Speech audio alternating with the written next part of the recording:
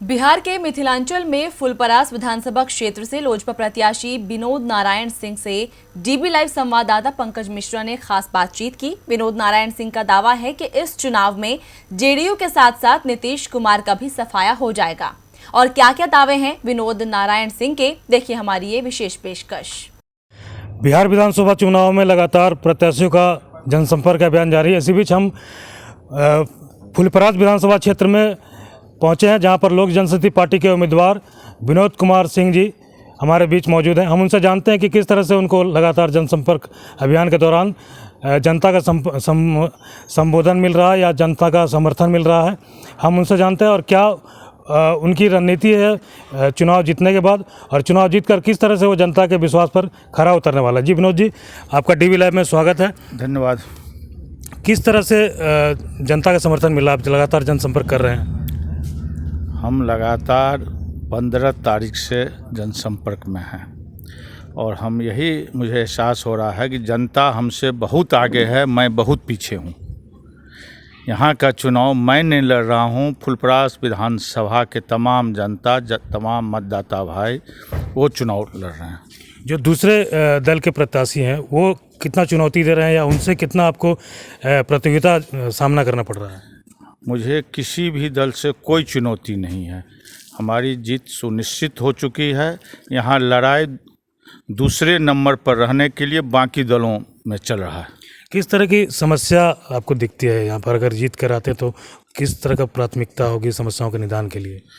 सबसे बड़ी इस क्षेत्र का समस्या है बाढ़ से मुक्ति, और बाढ़ से मुक्ति के लिए यहाँ कोसी में हाई डैम बनना चाहिए। जब तक कोसी में हाई डैम नहीं बनेगा तो बाढ़ से मुक्ति नहीं होगा, और जब तक बाढ़ से मुक्ति नहीं होगा तो यहाँ के किसान मजबूत नहीं होंगे, उनको उचित फसल नहीं होगा, उचित मुआवजा नहीं मिलेगा।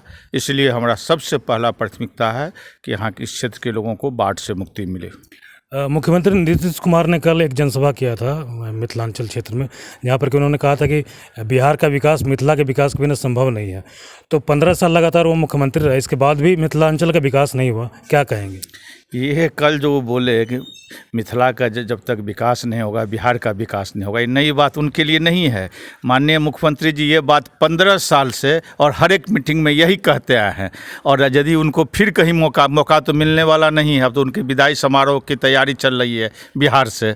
यदि खुदा न खास्ता भविष्य में कभी मौका मिलेगा तो फिर वही बात बोलेंगे कि जब तक मिथिलांचल का विकास नहीं होगा बिहार का विकास नहीं होगा। सच्चाई ये है कि नीतीश कुमार की विदाई होगी तो मिथिलांचल का विकास होगा, बिहार का विकास होगा। इस क्षेत्र में शिक्षा और रोजगार से जुड़ा हुआ जो समस्या है उसको लेकर क्या प्लानिंग किए हैं आपकी? अगर आपको विधानसभा में जाने का मौका मिलता है तो किस तरह से वो प्लान आप सक्सेसफुल करेंगे? देखिए, कोरोना काल में हम लोगों ने देखा, आप सबों ने भी देखा होगा कि हमारे बिहार के सबसे अधिक बच्चे कोटा में अपनी तैयारी कर रहे थे। जब हम लोगों ने पता किया कि भाई क्या मामला है, क्यों इतना बिहार के बच्चे जा रहे हैं, तो पता चला कि देश से सबसे अधिक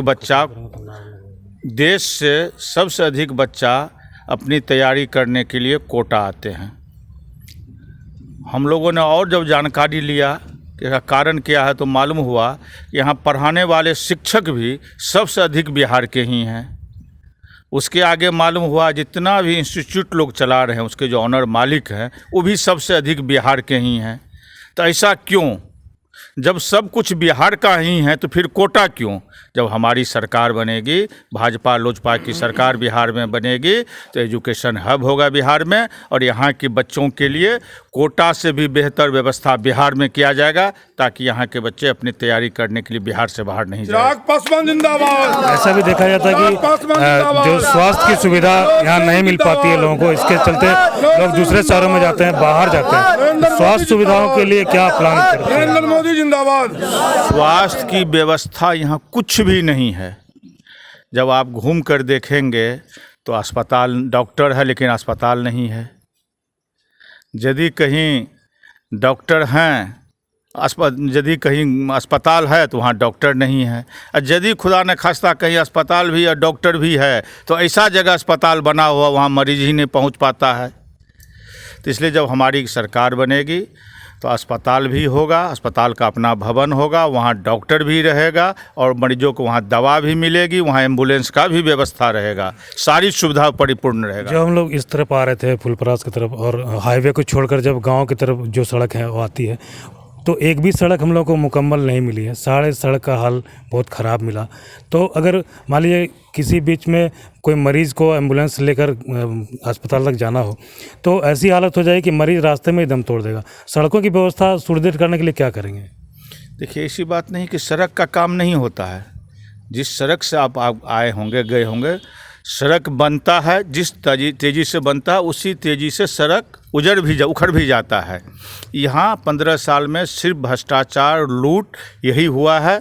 और हम लोग जब हमारी सरकार बनेगी तो भ्रष्टाचार में जो लोग लिप्त हैं उन सारे लोगों को जेल भेजने का काम करेंगे। विनोद जी, हमसे बात करने के लिए आपकी बहुत बहुत शुभकामनाएं और धन्यवाद। आपको भी बहुत बहुत धन्यवाद। तो ये थे विनोद जी जो बता रहे थे कि किस तरह से नीतीश सरकार में पिछले 15 सालों से घोटाले और भ्रष्टाचार हुए हैं, और उनका ये कहना है कि उनकी अगर सरकार बनती है, एनडीए की सरकार बनती है, तो इन सारे मुद्दों पर वो पुनर्विचार करेंगे और नए सिरे से प्लानिंग करके इनका समाधान निकालने की कोशिश करेंगे। अपने सहयोगी फूलदेव के साथ मैं पंकज, डीबी लाइव के लिए फुलपरास।